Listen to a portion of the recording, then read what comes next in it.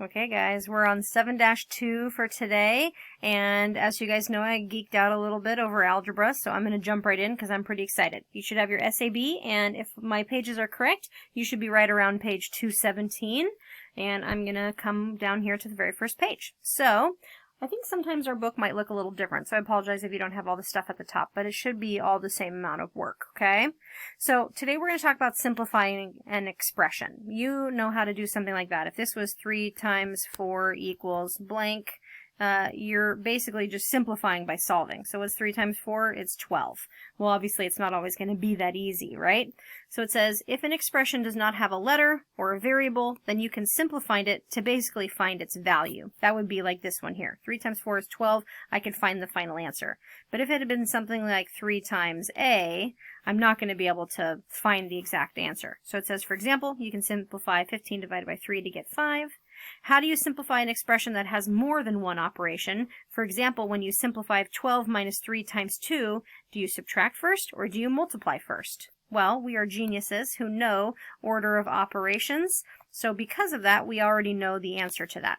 We would do parentheses first, we would find exponents next, then we would multiply and divide from left to right, and then we would add and subtract from left to right. That's what your order of operations tells you, right?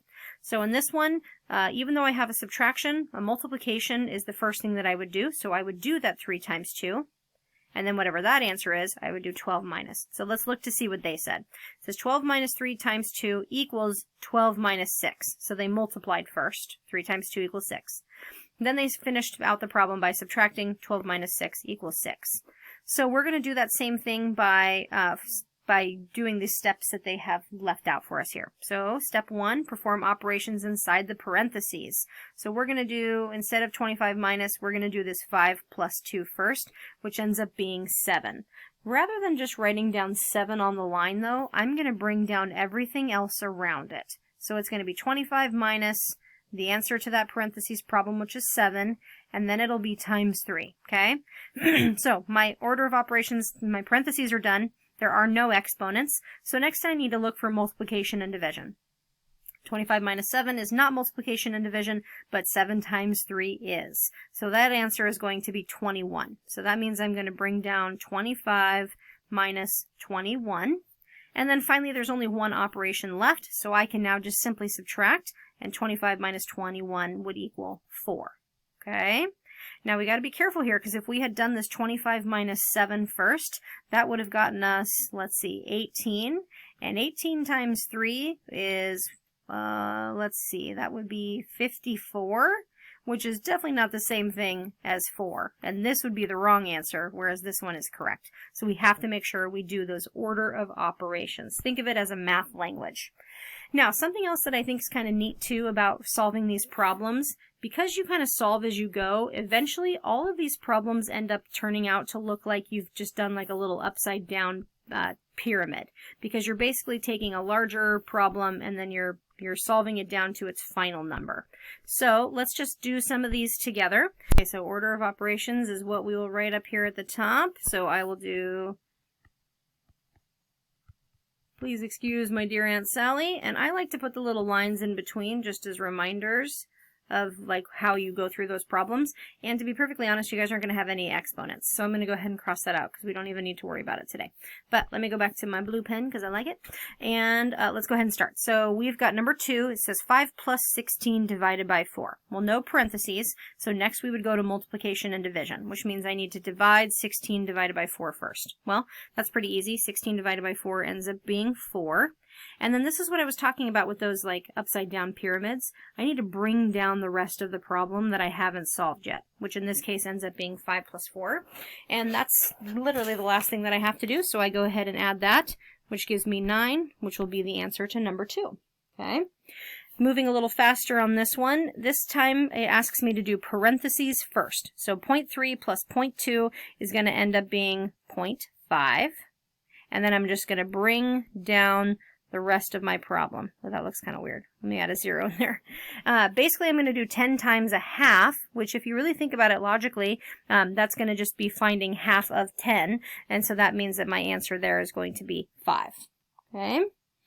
Number 4, same deal, no parentheses. So I'm going to start first with my multiplication and division, and I do those from left to right. So first thing I'm going to do, even though there's a multiplication and a division problem, the first one I come across is this 20 divided by 4. So what's 20 divided by 4? That is going to be 5. So then I'm going to bring down the rest of my problem. Multiplication comes next. What's 3 times 3? That is 9.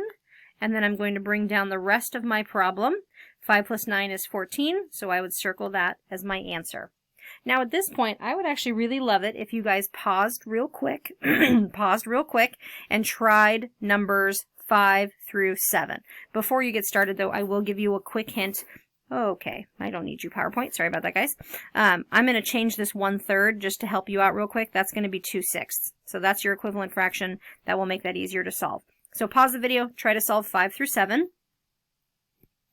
Hopefully you're just coming back now after pausing and checking it out. And I'm going to kind of just fly through these. So parentheses first. So 5/6 minus 2/6 is 3/6.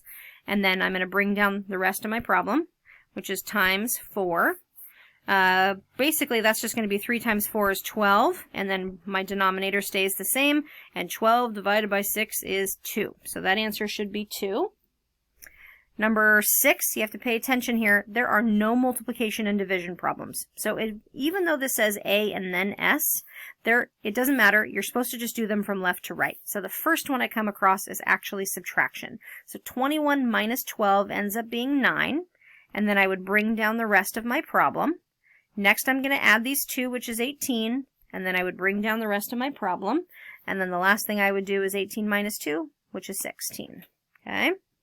And then moving on to number 7, you've got parentheses, so we need to do that first. 2 plus 4 is 6. I'm then going to bring down the rest of my problem. It's got a bunch of multiplication and division, so I'm just going to do those from left to right. 6 times 6 would come first, so that's 36. And then I would bring down that divided by 3. And then 36 divided by 3 is going to end up equaling 12. So my answer would be 12. Same deal. Pause. Go try 8 through 10 before I blaze through and tell you the answer to those ones. Okay? So try 8 through 12 or 8 through 10. Okay. So, oh good, it kept my pen size the same. All right. So for number 8, we've got lots of decimals, which is kind of confusing. So what we really need to look for first is just our operations. This is a plus, this is a times, and that's a plus. So I'm actually going to end up doing this part of the problem first, and it wants me to do 0.1 times 5. I need 5 groups of 0.1. Well, 5 groups of 0.1 is just 0.5. So I'm going to bring down the answer of 0.5. And then, let me see if I can get rid of this box. I don't know why it showed up. There we go. So then I'm going to bring down the rest of that problem. 0.3 plus 0.5 plus 0.2. Well, that's pretty easy. These are all addition, so I'm actually going to stack them. So that's going to be 3 plus 5 is 8 plus 2 is 10, which actually means then my answer is just simply 1 or 1.0. Either one's fine. For number 9, same. You got to divide before you can add because of order of operations. And this might be a little tricky. This might be a quick little trip down memory lane for you guys that you're not super excited about. But 9 divided by 0.1 is basically taking 9 and splitting it up into whole groups of 0.1. So you're going to end up having a huge number.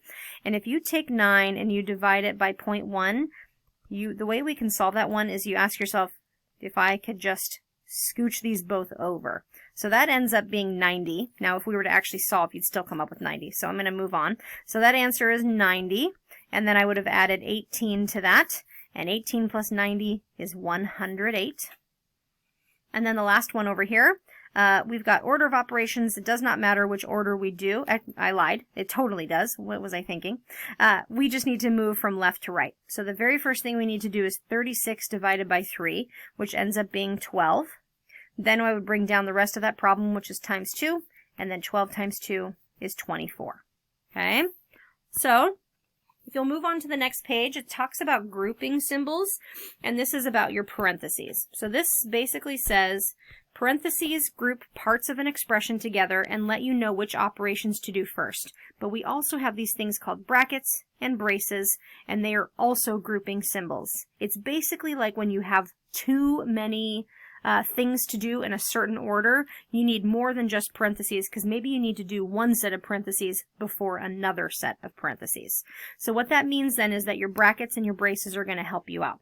So brackets are technically the second part of an operation, and then the last one is going to also be your braces. These are called braces here. They kind of look like the braces on your teeth. Okay?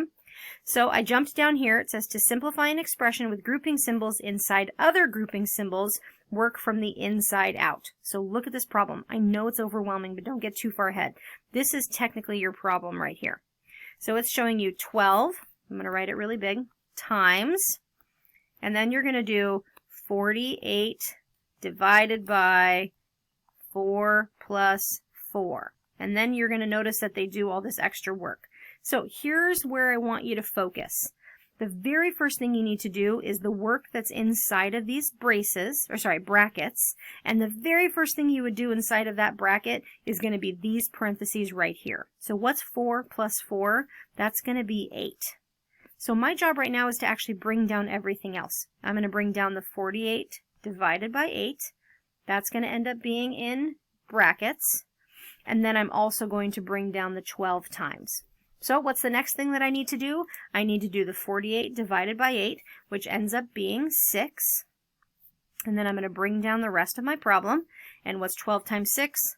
That would be 72, which is my final answer. Okay? So number 11 and number 12 and actually number 13 don't really have brackets or braces. They're just more good practice problems. Here's what I'm hoping you guys notice. These aren't necessarily hard multiplication or division or addition or subtraction problems to solve. What's more hard about it is just knowing exactly where to start and what to do. You've got to remember that, please excuse my dear Aunt Sally. It's going to be the most helpful thing for you. And then it's even helpful to just really truly remember what you're supposed to do when. Okay, so it just takes practice, which is what you're going to do today. I am not going to solve 11 through 16, all of them with you, because that could be part of your work today. But I am going to choose one more to do with you, and I'm going to try to take the hardest one off of your plate. So we're going to look at number 16. Which is, I have to write bigger, 10 minus, and then we've got some braces here, 8 divided by, and then we've got brackets, 4 divided by, and then we've got parentheses, 2 divided by 1. And then you'll notice they finish everything off, okay? So our order of operations tells us we have to do everything inside of the braces, but then that would be everything inside of these brackets, which means I need to start first with this parentheses. So what is 2 divided by 1? That's going to be, well, 2 split into groups of 1 is still going to be 2. Okay, silly problem to start with. 2 divided by 1 is still 2. Well, I need to go ahead and bring down the rest of this problem.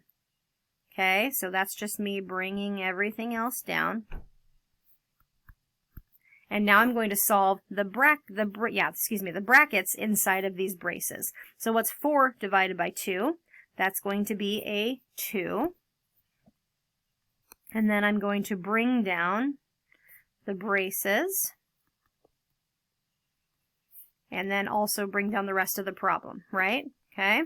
So then 8 divided by 2 is 4.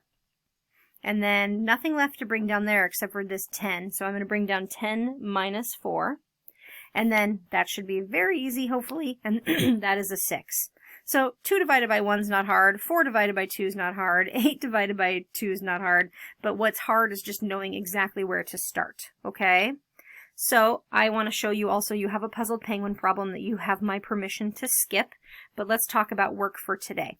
One option is just to simply go back and finish those 5 expression problems that I didn't do with you. They're a little bit tricky, but they're really good. You can also always double check your work with a calculator, but you need to show your work first somewhere, okay?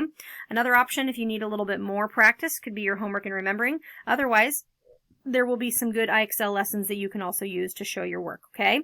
Log into our Zoom calls if you need me, and Khan Academy is a great website you guys can continue to use. It's khanacademy.org. I sent it to you a long time ago, and once you get there, you can use the search bar. So you could search for something like simplify fractions, or today we talked about brackets and braces, so you could even search for something like brackets and braces, okay? No matter what, though, I think you could also just log into the Zoom call because I would love to help you out, okay? Good luck. Talk to you later.